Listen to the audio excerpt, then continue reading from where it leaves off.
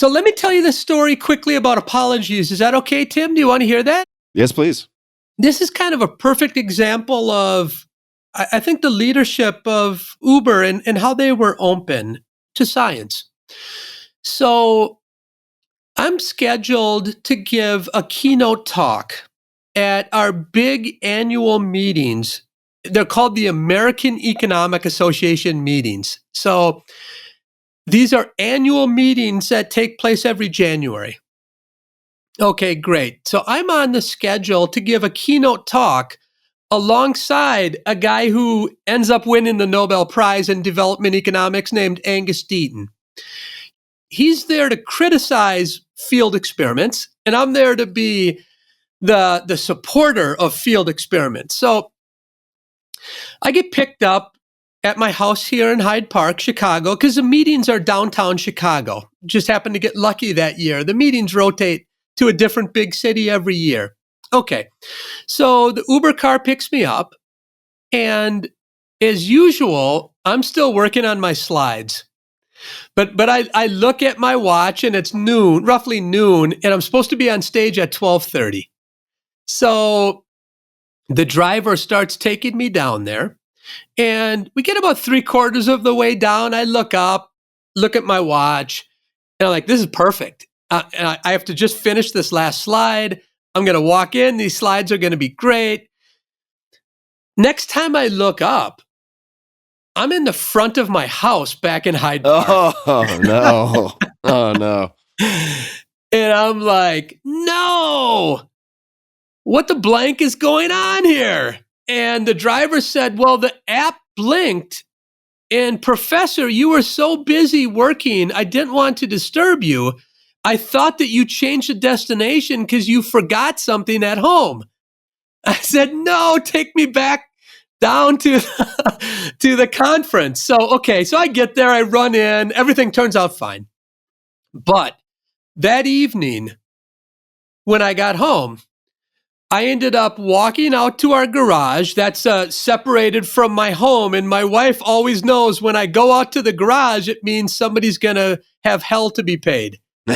So I call TK and I say, hey, TK, let me tell you about what I think of your blankety blank app. And guess what, TK? I will never take an Uber again.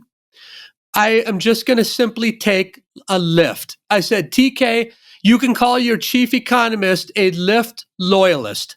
Oh, wow. He must love that. Yeah. So I said, you know what, TK? The worst part about the story is that I never received an apology. And he says, well, John, we haven't gotten to that yet. And I said, we have now.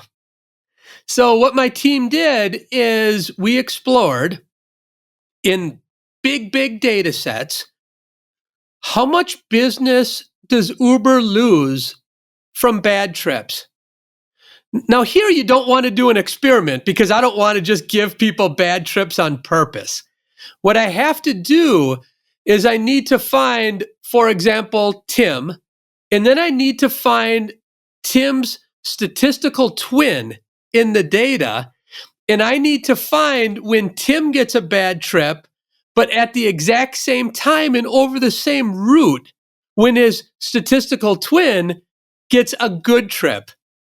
And then I can look at in the future, say for the next 90 days, does Tim who got a bad trip spend less money than Tim's statistical twin? What happens is you do.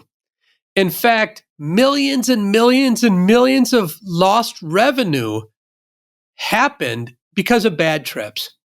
Okay, so now I showed that bad trips cost Uber hundreds of millions of dollars. Now, what are you going to do about it? That's where the science comes in.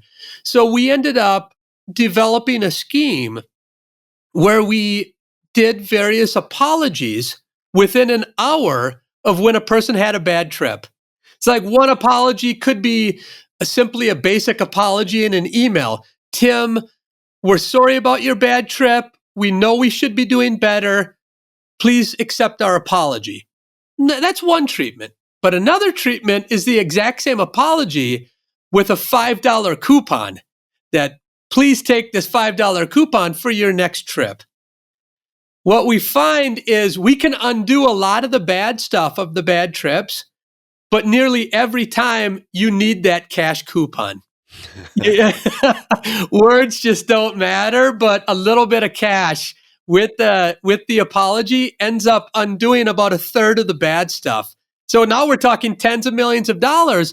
And true to his word, TK could have said, look, that's a great trade secret. We don't want anyone else, including Lyft, to know about that. But TK let us write that up as a scientific paper.